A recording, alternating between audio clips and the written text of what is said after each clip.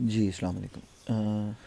आज का हमारा जो दूसरा क्वेश्चन है बेटा, that is lease as a mode of financing, यानी कि क्या हम लोग लीज़ को मोड ऑफ फाइनेंसिंग के तौर पे यूज़ कर सकते हैं। लेकिन उससे पहले भी मैं आप लोग को छोटा सा क्वेश्चन जो इसमें जो आज का दूसरा सवाल है वो हम लोग इसमें देखते हैं।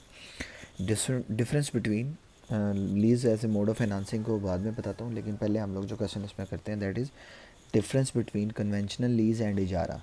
इजारा और कन्वेंशनल लीज़ में क्या डिफरेंस है, मतलब जो कन्वेंशनल लीज़ आम रूटीन में होती है उसमें और इजारा के दरमियान में क्या फ़र्क है। तो पहला क्वेश्चन हम लोगों ने जो पढ़ा, डिफ़ाइन इजारा and what are the basic rules of इजारा। और जो दूसरा सवाल हम लोग पढ़ रहे हैं इसमें क्या है कि difference between the conventional and lease and इजारा। तो पहला डिफरेंस जो इसमें है, conventional lease the asset to be leased is not owned by the bank. Bank में ओन नहीं होता, वो जस्ट जो है वो जॉइंट ओनरशिप में होता है, वो दोनों की ओनरशिप में नहीं होता, दैट इज़। लेकिन इजारा के अंदर asset belongs to the bank. हमने कहा कि वो जो ओनर सिर्फ उसकी ओनरशिप ट्रांसफ़र होती है, फिज़िकल ट्रांसफ़र होता है, ओनरशिप ट्रांसफ़र नहीं होती। तो सेकंड वन है the bank is not responsible for any loss of to the asset. Asset में लॉस में रिस्पॉन्सिबल नहीं होता, क्योंकि ओनरशिप जब जो, क्योंकि ओबियसली वो कन्वेंशनल लीजिंग में क्या होता है कि आपका एसेट है एक 100% मिसाल के तौर पे 1 लाख, आपने उसमें 20% डाउन पेमेंट कर दिया है, तो वो 20% आपका हो गया। जैसे जैसे फिर आप इंस्टॉलमेंट्स पे करते जाते हैं वो आपका एसेट एग्रीगेट होके बढ़ता जाता है।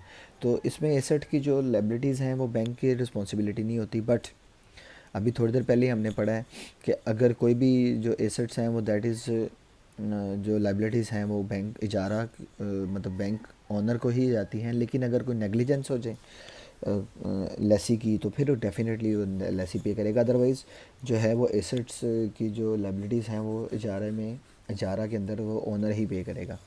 थर्ड वन क्या है, rent is charge by the demand period to deliver. हाँ, जो डिमांड पीरियड होगा और उसमें चार्ज होगा, लेकिन इसके अंदर सबसे पहले ही डिलीवरी के वक्त ही क्या हो जाएगा।